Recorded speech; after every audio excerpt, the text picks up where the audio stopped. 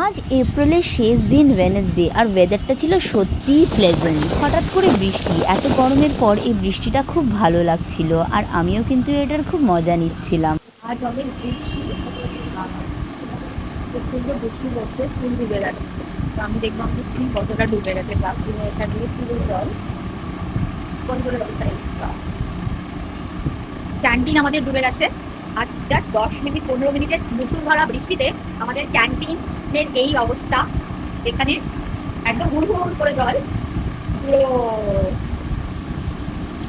Canteen, তো বাবা পুরো ডুবে গেছে, একদম ডুবে গেছে।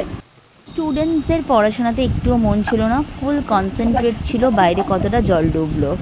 আর কেউ কেউ জুতো খুলে তো নেমেই পড়লো। জুনিয়র ক্লাসদের ছুটি হলো এই বৃষ্টিতে, পেরেন্টসদের সত্যিই কষ্ট। আমি ক্লাসে চিন্তা করছিলাম কি করে বাড়ি যাব, আর এদের তো খুব মজা বৃষ্টিতে ভিজে ভিজে বাড়ি যেতে। শেষ পর্যন্ত আমাকেই ভিজে ভিজে বাড়ি যেতে হলো এই জল পাড়িয়ে।